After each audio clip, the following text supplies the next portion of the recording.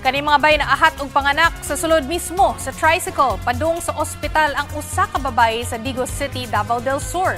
Ang nagpaanak sa iya ang iyahang mismong mama.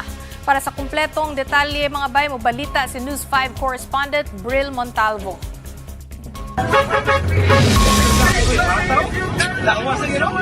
Nakuhaan ng video ang pagpanganak sa usa ka buntis sulod ni ining tricycle ni atong Domingo sa hapon sa Digos City, Davao del Sur.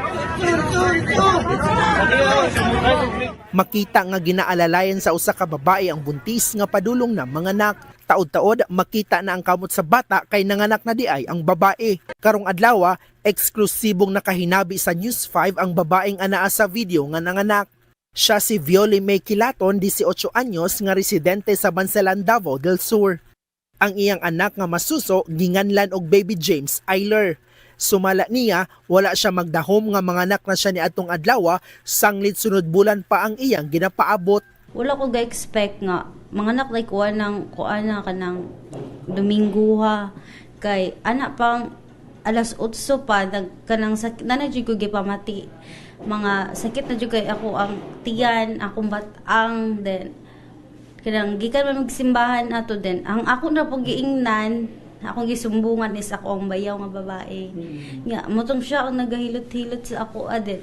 Hantod sa pag-uli, wala jud ko ni sumbong ni mama. Nga pagkahuman kay di naman jud ako makaya mga 12. Ni pagkahuman mo atong ni anak to ako ang bayaw nga babae nga. Musulti na lagi daw. Siya nga mi ina to si mama mi kay basig mga anak nakakaroon ba kay gipangagian naman kog dugo. Ang babae di ay nga nitabang sa iya sa viral video sa tricycle, iya di ay tong inahan nga si Violeta. Hantod karon nagakurog paghihapon siya tungod sa iyang nasaksihan nga nanganak ang iyahang anak.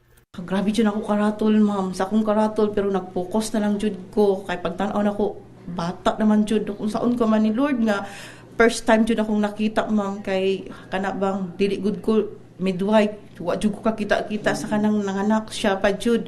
Pero dako ang pasalamat ni Nanay Violeta kay luwas ra ang iyang apo ug anak. Sa karon na-discharge na ang inahan sa bata gikan sa ospital, pero ang iyang anak nga si baby James Ayler padayon pang ginaobserbahan. Para sa 1PH, Bril Montalvo,